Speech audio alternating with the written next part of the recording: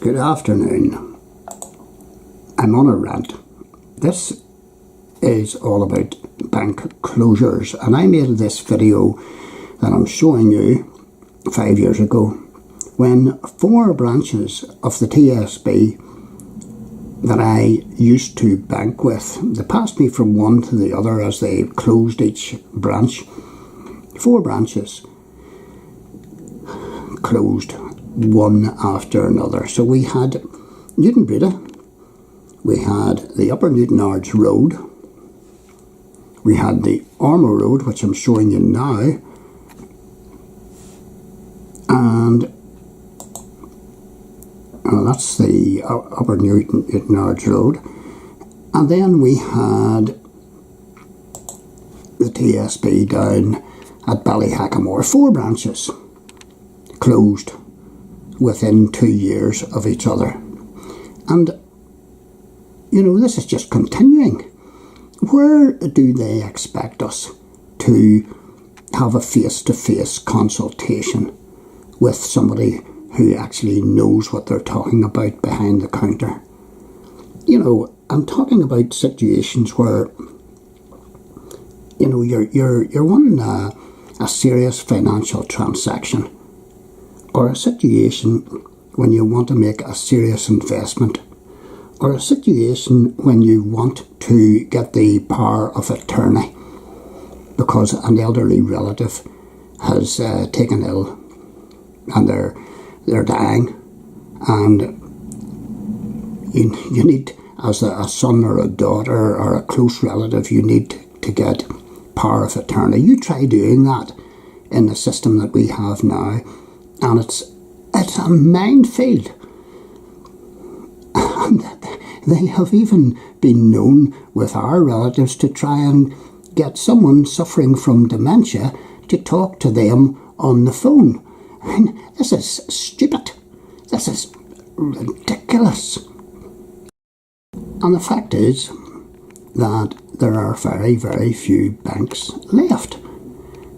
Where do we go to? We have to go away down to Queen's University to access our TSB bank. And you're going down there and it's a morning's work because there's nowhere to park, it's all double yellows, and the traffic wardens are out scouring the streets, so you need 2 people. You need one person to go into the bank and you need one person to sit in the car and to get anywhere near that bank. Now, if you're disabled or you're elderly, it's virtually impossible to get to the blooming bank.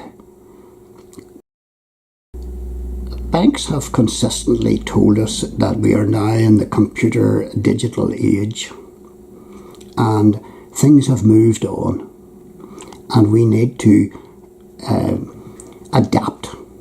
And they tell us that there's a falling footfall at their branches. About age discrimination. Most people over the age of 65 will not be plumping for online banking. Their computer skills, they weren't taught at school. Maybe for the younger person, yes. But the older person, you know, most older people have difficulty managing mobile phones, never mind, you know, doing online banking. So who's speaking up for the older people? As well as that, older people, a lot of older people can't drive. These banks that they want to do their business with, and you need a bank, they're quite a distance away. So how do you get to them? So we have a situation today where choice is ruled out. We're supposed to be in a democratic society. Choice is supposed to be prevalent. It has been ruled out. They couldn't even keep one bank open, you know, of those 4 banks that I banked with, to satisfy the needs of people who don't want to go to a post office. And you can only do limited things at a post office, standing in the queue with people overhearing your business.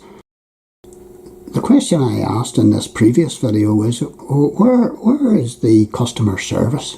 Where is the outcry over this from the media? The media are always telling us that they're for the people. Where's the outcry from newspapers and TV? And then where's the outcry from people supposed to be our representatives, MLAs, MPs? Where's the outcry against bank closures? They say and do very, very little. Where's the outcry from the person, the commissioner in charge of the aged or elderly? I haven't heard anything. It's non-existent.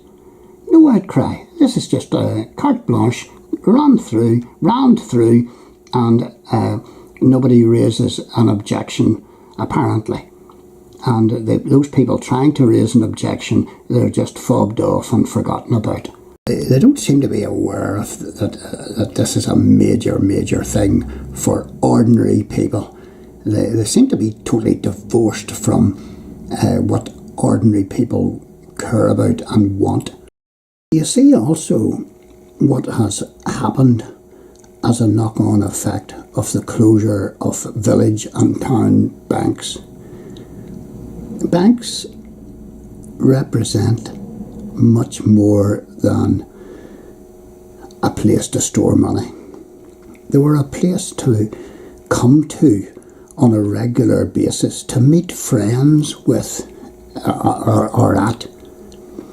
And then you would go for a cup of coffee, or you would go and do your shopping.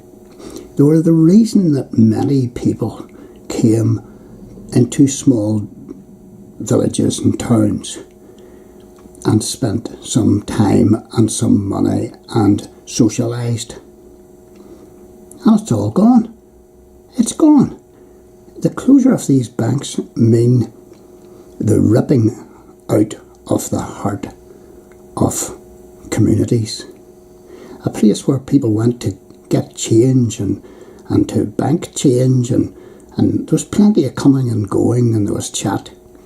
Now we've got social isolation, and I know what that can do. It breeds depression and everything else. And what we're seeing now is the disintegration of social society. People mixing, people having a chat. And the banks are part of it. The loss of the banks are part of it.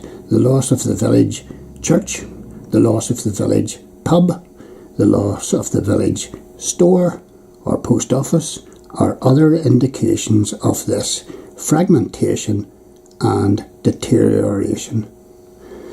Sorry for being so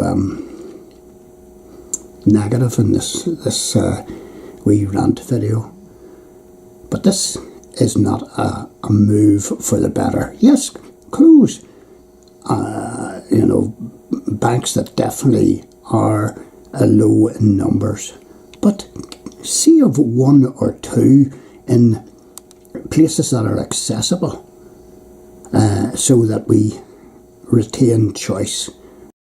The only obvious conclusion I can draw from all of this is that the banks don't care.